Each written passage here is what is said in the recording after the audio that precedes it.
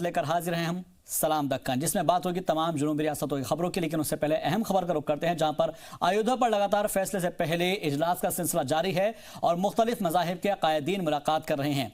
इसी सिलसिले में आज यूपी की राजधानी लखनऊ में इस्लामिक सेंटर ऑफ इंडिया में सभी मज़ाहिब के लीडरान ने मुलाकात की। मुलाकात के बाद ईदगाह फिरंगी महल के इमाम खालिद रशीद फिरंगी महली ने प्रेस कॉन्फ्रेंस करके कहा कि मुल्क की सालमियत का ख्याल रखना है, सुप्रीम कोर्ट के फैसले का एहतराम करना चाहिए। लिहाजा मेरे अजीज भाइयों दोस्तों, हम तमाम मजहबी रहनुमा आज इस स्टेज पर एक साथ इसी मकसद से जमा हुए हैं कि अयोध्या के सिलसिले में जो एक तारीखी फैसला आने वाला है, जिस पर न सिर्फ ये कि पूरे मुल्क बल्कि इंटरनेशनल कम्युनिटी की निगाहें लगी हुई हैं, उस सिलसिले में कोर्ट ही को ये अख्तियार है पूरी सुनवाई होने के बाद कि वो क्या फ़ैसला देती है। तो जो भी फैसला आए, हम लोग एक सच्चे हिंदुस्तानी, एक सच्चे देशभक्त होने के नुक्ते नज़र से उस फैसले का एहतराम करें। उस सिलसिले में हम सब लोग यहाँ जमा हुए हैं कि जो फैसला आए, ना हम लोग उस पर कोई जश्न मनाएं और ना उसके खिलाफ कोई एहतिजाज करें। सुप्रीम पावर है सुप्रीम कोर्ट, संविधान से बड़ा कुछ भी नहीं है। संविधान का हम सब आदर करते हैं और खूब शांति है। इसको आप अच्छी घड़ी कहिए, संकट की घड़ी कहिए, संकट तो ही नहीं, एक बड़ा सा क्वेश्चन मार्क है, उसको सॉल्व करना है। और सॉल्व हमें नहीं करना, सॉल्व सुप्रीम कोर्ट को करना है। हम बस पूरी आस्था निष्ठा के साथ हम देश के साथ हैं। हम ना हिंदू हैं ना मुसलमान हैं, हम हिंदुस्तानी हैं। IIT मद्रास ने हिंदुस्तान की पहली देशी स्टैंडिंग व्हीलचेयर लॉन्च की है और इसकी मदद से माजूर शख्स बेहतर तरीके से बैठने से खड़े होने की पोजीशन में आसानी से शिफ्ट हो सकेंगे। इस स्टैंडिंग व्हीलचेयर को अराइज नाम दिया गया है। मरकजी वजीर थावरचंद गहलोत की मौजूदगी में व्हीलचेयर को लॉन्च किया गया। इस मौके पर गहलोत ने कहा कि अगर वे यहाँ पहले आए होते तो दूसरे ममालिक से ये चीज़ें नहीं मंगाते। उन्होंने यकीन दहानी की है कि आगे से हुकूमत इसका कॉन्ट्रैक्ट IIT मद्रास को ही देगी। वाज़ेह है कि इससे पहले IIT दिल्ली ने फिनिक्स मेडिकल सिस्टम्स के साथ मिलकर कुछ ऐसे ही व्हीलचेयर लॉन्च की थी। लगातार बारिश से परेशान कर्नाटक के किसानों ने हुबली मंडी में मुजाहरा किया। प्याज समेत दीगर खराब हो रही फसलों की कीमत को लेकर बड़ी तादाद में किसान इकट्ठा हुए। हालांकि किसान लीडरान और इंतजामिया के बीच लंबी बातचीत के बाद फसलों की सही कीमत लगाने का वादा किया गया। लीडरान ने जहां किसानों को बाजार में सही माल लाने की सलाह दी, तो वहीं अफसरान को किसानों की फसल की सही कीमत लगाने पर जोर दिया। बातचीत के दौरान किसान बार बार हंगामा करते नजर आए, जबकि कुछ लोग मसले का हल तलाशने पर जोर दे रहे थे। TSRTC मुलाजिमों की हड़ताल के 1 महीने बाद भी हालात जो के त्यों बने हुए हैं। CM चंद्रशेखर राव के 5 नवंबर तक वापसी के अल्टीमेटम का भी हड़ताल पर कोई फर्क नहीं पड़ा है, जिसमें RTC लीडरान मजीद इजाफे का दावा कर रहे हैं। यूनियन का कहना है कि हुकूमत लाख कोशिशें कर ले, उन्हें हड़ताल तोड़ने में कामयाबी हासिल नहीं होगी, इसलिए उन्हें चाहिए कि मुलाजिमों के साथ बातचीत करे। यूनियन की मीटिंग में सियासी जमात के लीडरान भी शामिल हुए और उन्होंने हर तरह से साथ रहने का वादा किया। वाज़ेह है कि रियासती हुकूमत के सख्त रवैये के खिलाफ RTC लगातार मुजाहरा कर रही है और एक के बाद एक मुलाजिमों के खुदकुशी के बाद हुकूमत के खिलाफ लोगों का गुस्सा बढ़ता जा रहा है।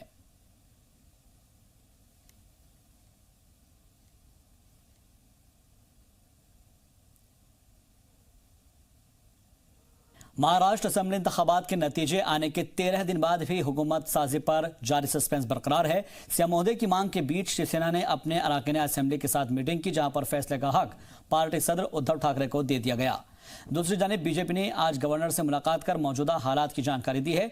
इससे पहले शिवसेना लीडर संजय राउत ने कहा कि जिसके पास अक्सरियत है वो हुकूमत बनाएगा, जबकि कांग्रेस लगातार हालात पर नजर बनाए हुए है। और आपको यह बता दें कि कल हुकूमत साजी को लेकर मुलाकात का भी दौर था, वो जारी रहा था, जहां पर एक तरफ शिवसेना लीडर संजय निरुपम ने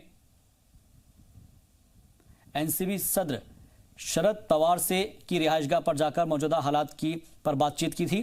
संजय राउत ने बात की थी। और आपको बता दें कि वहीं कांग्रेस के दिग्गज लीडर अहमद पटेल का मरकजी वजीर नितिन गडकरी से मुलाकात भी इसी कड़ी से जोड़कर देखी जा रही है। चलिए बढ़ते आगे। तमिलनाडु के तंजावुर में कुछ शरपसंद अनासिर ने संत कवि तिरुवल्लुर के मुजस्समे की बेहुरमती की है और जिसके बाद अपोजिशन जमातों ने मुजाहरा शुरू कर दिया है।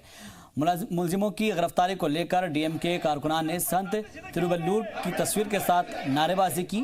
याद रहे कि तोड़फोड़ के दौरान बलवाइयों ने उनके मुजस्समे पर गंदी चीजें तक फेंकी थी। वाक़े की इत्तला मिलते ही मकामी लोग सड़क पर उतर आए और फौरन कार्रवाई की मांग करने लगे। इस हमले से नाराज अपोजिशन जमातों ने मुलजिमों के खिलाफ सख्त कार्रवाई की मांग की है। वल्लम के डीएसपी सीतारमण भी जाय वारदात पर पहुंचकर पूछताछ की है, जहां पर तमिल यूनिवर्सिटी पुलिस ने मामला दर्ज कर बदमाशों को पकड़ने के लिए एक टीम की तश्कील की है। वहीं कांग्रेस ने ऐसे लोगों से खबरदार रहने की जरूरत पर जोर दिया। इस्लामिक कैलेंडर का खास महीना रबीउल अव्वल की शुरुआत होते ही ईद मिलादुन नबी सल्लल्लाहु अलैहि वसल्लम की तैयारियां शुरू हो गई है। सोशल मीडिया पर चल रही फेक खबरों के बीच कर्नाटक की मुस्लिम तंजीमों ने इससे दूर रहने की बात कही है। अंजुमन इस्लाम हुबली की जानिब से मुनाकिद प्रेस कॉन्फ्रेंस में जिम्मेदारान ने डीजे जैसी चीज़ों को गैर इस्लामी करार दिया। जुलूस के दौरान ऐसी हरकतों से दूर रहने की अपील करते हुए हुजूर की शान में मजीद जानकारी हासिल करने पर जोर दिया गया।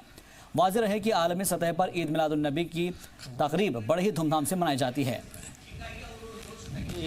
केरल की राजधानी तिरुवनंतपुरम में इस वक्त अराथू फेस्टिवल की धूम नजर आ रही है। मुल्क भर से पहुंचने वाले अकीदतमंदों से वहां की हलचल बढ़ गई है।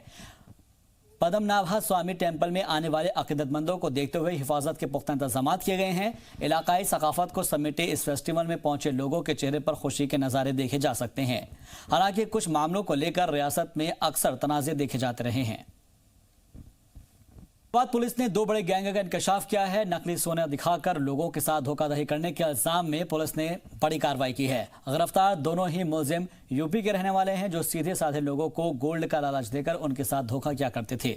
सिल्वर के सिक्के पर गोल्ड का रंग देखकर अब तक वे सैकड़ों लोगों के साथ ऐसा कर चुके हैं। एक शिकायत के बाद एक्शन में आई मकामी पुलिस ने 2 लोगों को गिरफ्तार करते हुए पूछताछ शुरू कर दी है, जिससे और भी कई मामले में इंकशाफ की उम्मीद बढ़ गई है।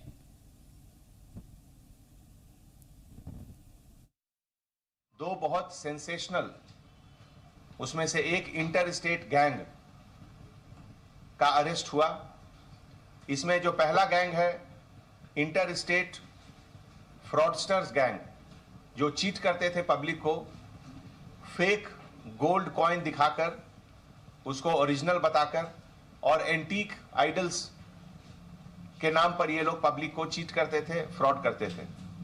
ये दोनों गैंग मेंबर उत्तर प्रदेश के रहने वाले हैं और टास्क फोर्स के तरफ से अरेस्ट करने के बाद उनके पास से 380 कॉपर कॉइन्स, जिसको वो लोग गोल्ड बताकर बेचते थे, और एक महावीर जैन आइडल 5 kg का, जिसका सब मिलाकर वर्थ 9 लाख रुपीस है।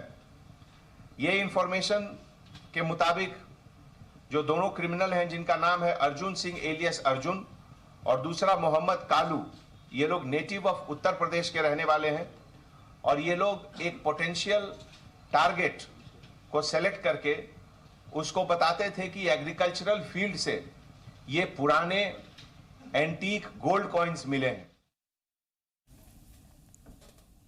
कलबुर्गी की एसीबी टीम ने ट्रैफिक अफसरान को रंगे हाथों 50,000 रुपए की रिश्वत लेते हुए गिरफ्तार किया है। किसी काम को कराने के लिए पुलिस ट्रैफिक ने यहां 1 लाख रुपए की रिश्वत की मांग की थी, जिसमें 50,000 रुपए काम से पहले और बाकी 50,000 रुपए की रकम काम होने के बाद देना तय हुआ था।